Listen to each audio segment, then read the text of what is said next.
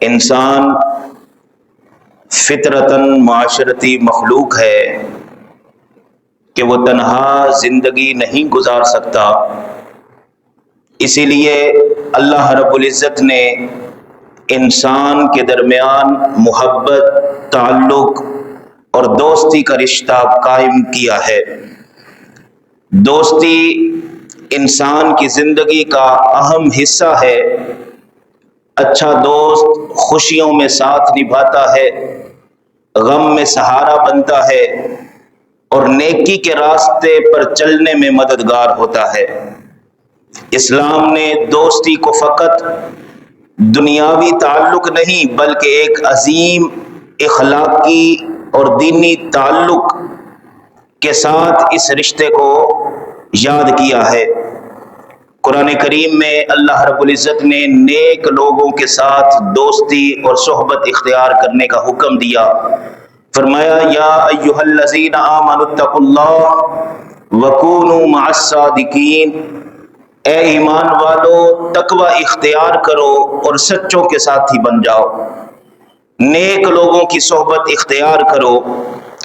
آج کے دور میں جب کہ نوجوان نسل میں فتنے بڑی تیزی سے پھیل رہے ہیں، نیک صحبت اور اچھی دوستی کی ضرورت پہلے سے کہیں زیادہ بڑھ گئی ہے۔ دوست نیک ہوں تو انسان کی زندگی سنور جاتی ہے، اور اگر دوست برے ہوں تو انسان گناہوں اور برائیوں میں مبتلا ہو جاتا ہے۔ اس لیے مولانا روم نے کہا تھا یک زمانہ صحبت با اولیاء بہتر از 100 سالہ طاعت بے ریا، کہ فرمایا کہ 100 سالہ بے ریا عبادت سے بہتر ہے کہ کسی اچھے بندے کی صحبت اختیار کی جائے۔ وہ وقت جو نیک بندے کی صحبت میں گزرتا ہے وہ اس سے کہیں بڑھ جاتا ہے۔ یاد رکھیے انسان خارجی اثرات کو قبول کرتا ہے، اچھے ہوں تب بھی برے ہوں تب بھی۔ یا تو انسان خود اتنا مؤثر ہو کہ وہ اپنا اثر دوسروں پر چھوڑ سکے، تو پھر تو اسے اجازت ہے کہ وہ جس سے چاہے دوستی لگا لے، لیکن اکثر ہم یہ دیکھتے ہیں کہ یہ صلاحیت ہر ایک بندہ نہیں رکھتا۔ ہم دوسروں کا اثر قبول تو کرتے ہیں لیکن اپنا اثر دوسروں پر چھوڑ نہیں سکتے۔ تو جب یہ صلاحیت نہیں ہے تو پھر ہمیں دین نے تاکید کی ہے کہ تم دیکھو گے کہ تمہارا اٹھنا بیٹھنا کیسے لوگوں کے ساتھ ہے، ان کی گفتار کیسی ہے، ان کا کردار کیسا ہے، وہ معاملات میں کیسے ہیں، وہ ان کی دوستیاں کیسی ہیں۔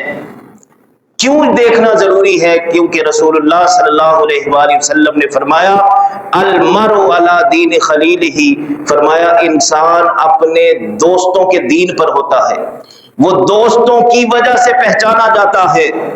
اس لیے پنجابی میں کسی نے کہا تھا چنگیاں دے لڑ لگیا میری چوری پہ پھل تے مندیاں دے لڑ لگیا اگلے بھی گئے ڈل۔ محترم ہم نے پچھلے جمعہ اس تعلق کی بنیاد اور دوستی کی اہمیت پر گفتگو کا آغاز کیا تھا، اور بنیادی بات اس موضوع سے متعلق آپ کو یہ بتائی تھی کہ جب ہم کسی کے ساتھ تعلق رکھیں گے، جب ہم کسی سے دوستی لگائیں گے تو اس کی بنیاد فقط اللہ کی رضا ہونی چاہیے، فقط دین اور تقوی ہونا چاہیے۔ اگر بنیاد دنیاوی غرض و غایت ہوگی، بنیاد اگر لالچ ہوگا، ذاتی مفاد ہوگا، پھر وہ تعلق بن تو جائے گا لیکن تعلق قائم نہیں رہ سکتا۔ لیکن جب معیار یہ ہو کہ ہم اپنی تعلق کے، اپنی دوستی کی جو بنیاد ہے اللہ کی رضا کو بنائیں گے تو یقیناً وہ تعلق بنے گا بھی اور قائم بھی رہے گا، دنیا میں بھی فائدہ دے گا اور آخرت میں بھی فائدہ دے گا۔ اب اس دوستی کے معیار کو پرکھنے کے لیے ایک جملہ بولتا ہوں، آپ سب نے توجہ سے سننا ہے۔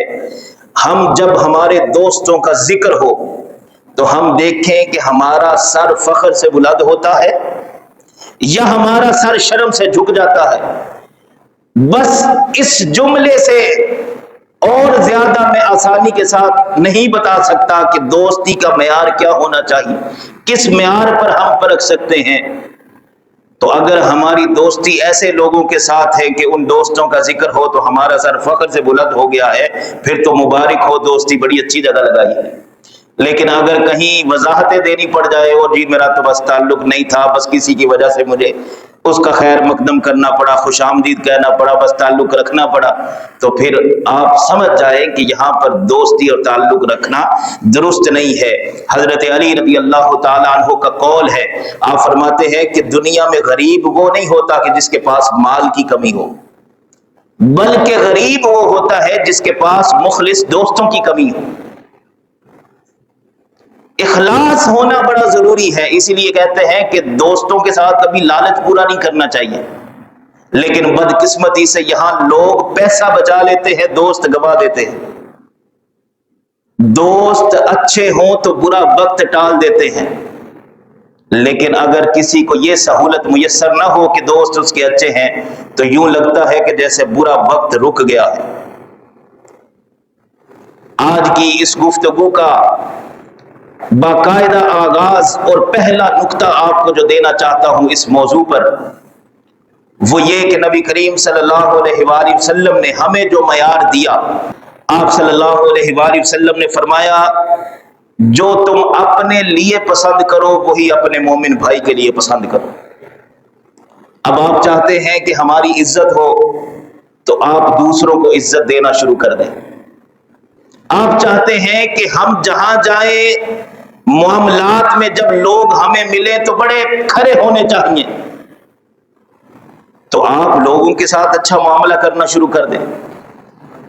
آپ چاہتے ہیں کہ مجھے دوست ملے تو مخلص ہو، آپ دوستوں کے ساتھ اخلاص والے ہو جائیں۔ جیسے جیسے آپ کا اخلاص بڑھتا چلے جائے گا، آپ کو دوست بھی انشاءاللہ اچھے مخلص ملتے چلے جائیں۔ اس لیے رسول اللہ صلی اللہ علیہ وآلہ وسلم نے ارشاد فرمایا کہ میرا مومن نرم دل ہوتا ہے، اس کا مزاج نرم ہوتا ہے، وہ دوسروں کے حق میں نرمی کرتا ہے، اور پھر فرمایا کہ جو جتنا نرمی کرے گا دوسروں کے لیے وہ اللہ کی بارگاہ میں اتنا بلند ہوگا۔ یہاں لوگ نرمی کا مطلب بھی اپنی مرضی کا نکالتے، کہتے یار یہ بڑا بھولا بھالا ہے، یہ بڑا سیدھا، اس کو جس طرف لگاؤ لگ جاتا ہے۔ تو یاد رکھیے یہ رسول اللہ نے فرمایا صلی اللہ علیہ وآلہ وسلم، فرمایا مومن سادہ ہوتا ہے، سیدھا ہوتا ہے، بھولا بھالا ہوتا ہے۔ لوگ اسے سمجھتے ہیں کہ یہ بے وقوف ہے، فرمایا ایسا نہیں ہے، وہ جانتا سب کچھ ہے، لیکن تم اس کے ساتھ گویا زیادتی کر رہے، اس کی سادگی کا ناجائز فائدہ اٹھا رہے ہو۔ تو مومن جو ہوتا ہے وہ ہمیشہ اپنے بھائی کے لیے خیر کے جذبات رکھتا ہے۔ دوسری بات یاد رکھیے، دوست ہمیشہ اپنے دوست کی اصلاح کرتا ہے۔ دوست کی غلطی دوسروں کو نہیں بتائی جاتی، ہمیشہ بڑھ کے وہ اس کی اصلاح کرنے والا ہوگا۔ کچھ لوگ ہوتے ہیں انہوں نے دوستیاں نہیں لگائی ہوتی، دوست نہیں رکھے ہوتے بلکہ خوش آمدی رکھے ہوتے ہیں۔ کھانے پینے کا سلسلہ ہوتا ہے، جو کھانے والا ہے وہ بھی کہتا ہے بلے بلے چوہل صاحب کیا بات ہے، اور جو کھلانے والا ہے وہ بھی اسی بات پہ بڑا خوش ہے کہ جناب میری بڑی تعریفیں ہو رہی ہیں۔ یاد رکھیں حضرت عمر فاروق رضی اللہ تعالیٰ عنہ کا قول ہے، آپ فرماتے ہیں کہ میرا دوست وہ ہے جو میری غلطی میرے منہ پہ بتائے، میری غلطی ہو اور بتاتا دوسروں کو پھرے اور میرے سامنے خوشامد کرتا پھرے، فرمایا وہ دوست نہیں وہ دشمن ہے۔ ہمارے ہاں یہاں الٹ رواج ہے، دوست کی غلطی دوست کو نہیں بتائی جاتی بلکہ باقی سارے کو سب کو بتائی جاتی ہے۔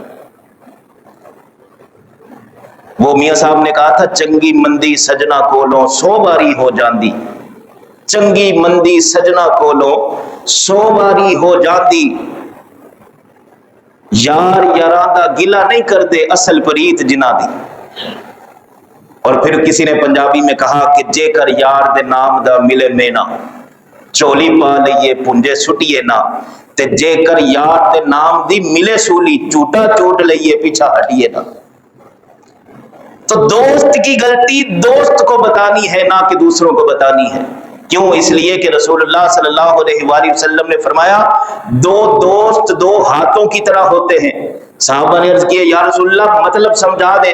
فرمایا ایک ہاتھ کو پانی کے نیچے کرو گے پانی تو بہہ جائے گا لیکن ہاتھ صاف نہیں ہوگا، جب دوسرے ہاتھ کے ساتھ ہاتھ کو ملو گے تو میل اتر جائے گی، صفائی ہو جائے گی۔ فرمایا تم ایک دوست کو دیکھو کہ اس میں غلطی آ گئی ہے تو دوسرا دوست بڑھ کے اس کی غلطی کو صاف کر دے، اس کے ساتھ ایسا رویہ اختیار کرے کہ اس کی غلطی دور ہو جائے۔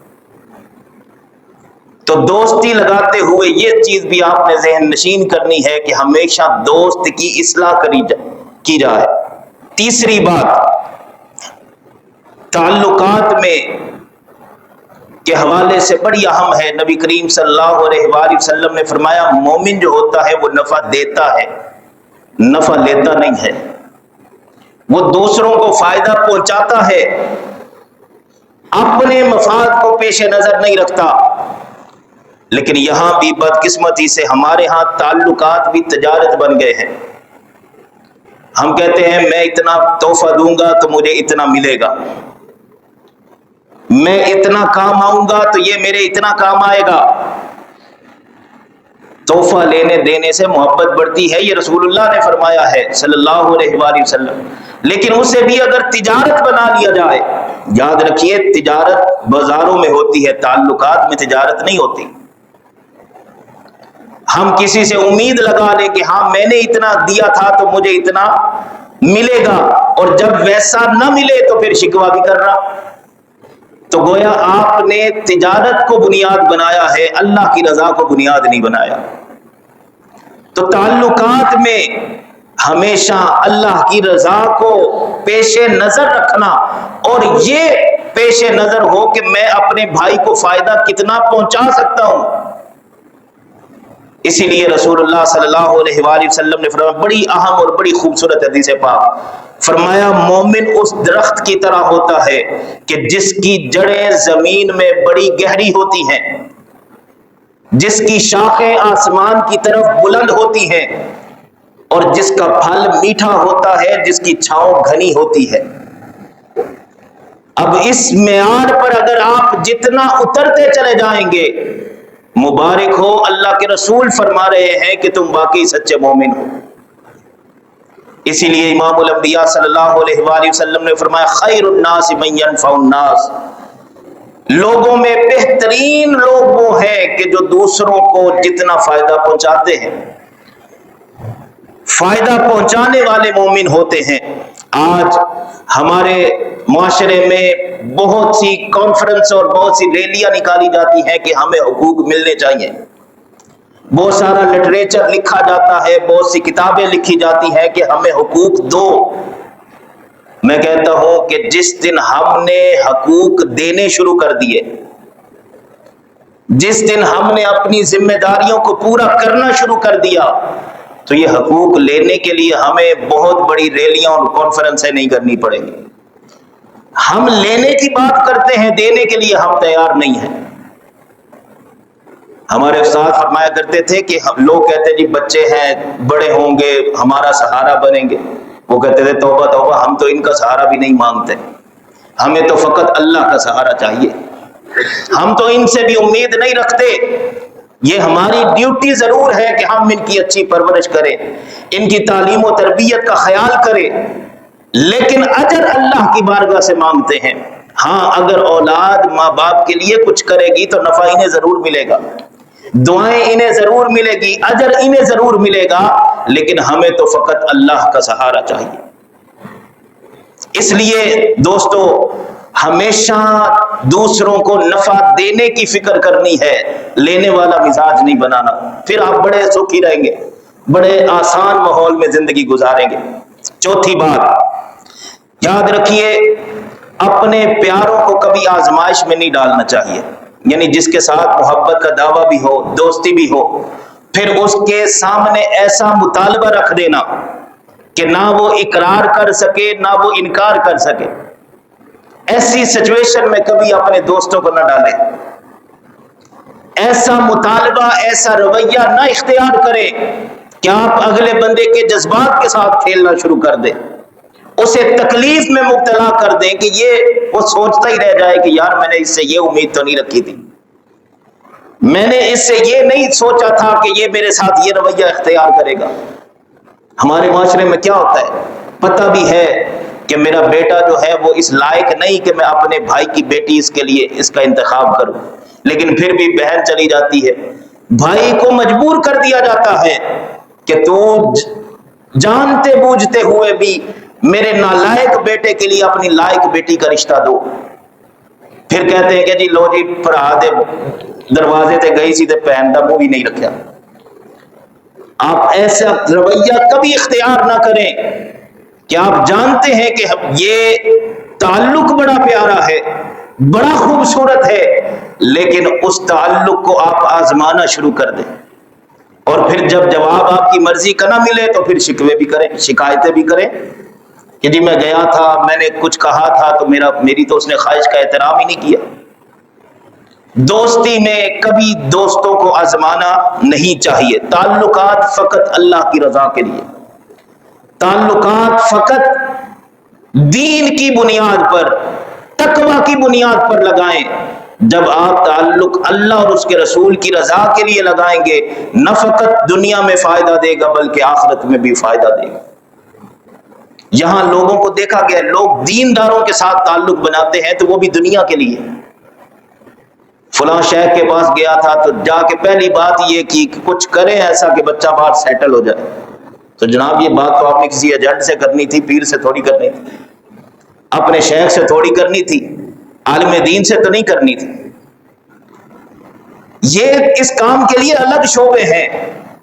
حضرت سلطان باہو رحمۃ اللہ علیہ آپ فرماتے ہیں کہ رب دا طالب کوئی نہ ملیا، جو ملیا طالب زردہ ہو۔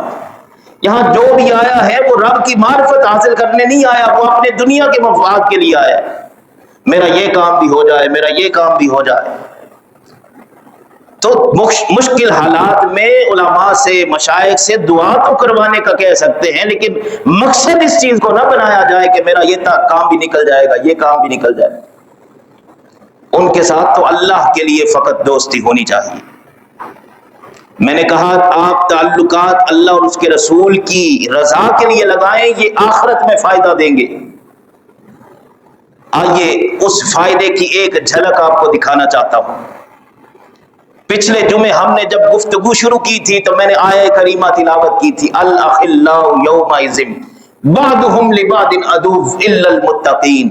فرمایا روز قیامت گہری دوستیاں دشمنی میں بدل جائیں گی، لیکن جو تقوی کی بنیاد پر دوستی ہوگی وہ روز قیامت بھی کام آئے گی۔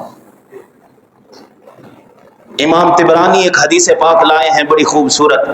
نبی کریم صلی اللہ علیہ وآلہ وسلم نے فرمایا دو دوست ہوں گے روز قیامت، ان کا حساب ہوگا، ایک کا حساب الگ جگہ پر ہوا، دوسرے کا الگ جگہ پر، لوگ دونوں کی کچھ نیکیاں کم رہ گئی، یوں سمجھے 20% نمبر کم آ گئے۔ اب وہ نکلے نیکیاں ڈھونڈنے کے لیے، ماں باپ کے پاس گئے، بہن بھائیوں کے پاس، رشتہ داروں کے ساتھ پاس گئے، کسی نے نیکی نہ دی۔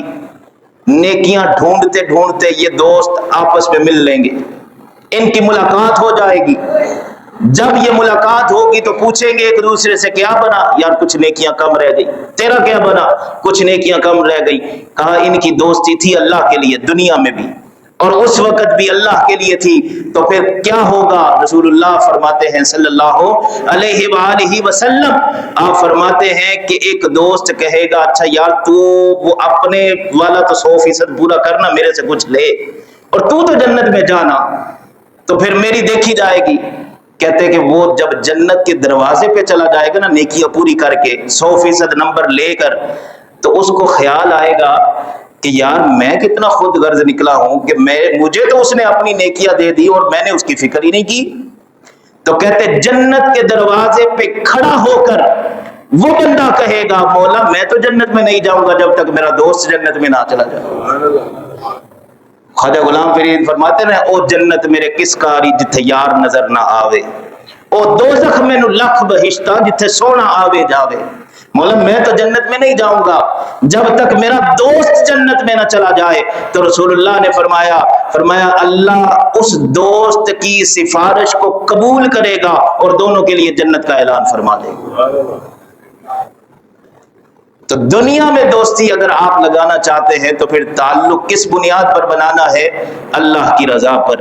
انشاءاللہ یہ تعلق دنیا میں بھی کام آئے گا اور آخرت میں بھی کام آئے گا. حاضرین محترم، یہ سارا کچھ بیان کرنے کا مقصد یہ ہے کہ قرآن ہمیں جو شعور دے رہا ہے اس شعور کے سائے میں اگر ہم زندگی گزاریں گے تو انشاءاللہ یہ زندگی بڑی خوبصورت بن جائے گی، یہ زندگی بڑی پیاری بن جائے گی. اگر قرآن کو ہم یوں اپنی زندگی میں شامل کر لیں گے کہ سارے اختلافات مٹا کر ہم قرآن کے نام پر جمع ہو جائیں. آج دیکھیے نا، لوگ مختلف عنوانات پر جمع ہوتے ہیں. ابھی 1 مئی گزرا تو مزدور یونین کے نام پر لوگ مزدور جمع ہو گئے، مل مالکان کمیٹی کاروبار کے نام پر لوگ جمع ہو گئے، انجمن تاجران تجارت کے نام پر لوگ جمع ہو گئے. مختلف عنوانات پر لوگ جمع ہوتے ہیں، کیا قرآن کے نام پر جمع نہیں ہو سکتے؟ وہ قرآن جس میں ذرہ برابر بھی اختلاف کی کوئی بات نہیں کر سکتا، کوئی شک نہیں کر سکتا، مانتے بھی سارے ہیں کہ یہ رب کا کلام ہے، تو پھر مانتے ہو قرآن کی کیوں نہیں مانتے؟ مانتے ہیں کہ محمد مصطفیٰ صلی اللہ علیہ وآلہ وسلم اللہ کے نبی اور رسول ہیں، لیکن کتنے افسوس کی بات ہے مانتے ہوئے بھی محمد مصطفیٰ کی نہیں مان رہے. ہم اپنے اختلافات کو ختم نہیں کرنا چاہتے. آج جناب لوگ زبانوں کے نام پر، صوبوں کے نام پر اکٹھے ہوتے ہیں. بلوچی لبریشن فرنٹ اور پنجابی اتحاد، میں نے کہا برادریوں کے نام پر، صوبوں کے نام پر، زبانوں کے نام پر لوگ جمع ہونے کے لیے تیار ہے. اگر نہیں تیار ہونا چاہتے تو قرآن پر اکٹھے نہیں ہونا چاہتے. میں آپ کو دعوت فکر دیتا ہوں، آئیے اللہ اور اس کے رسول کے نام پر ہم اکٹھے ہو جائیں. یہ کام مشکل ضرور ہے لیکن ناممکن نہیں ہے.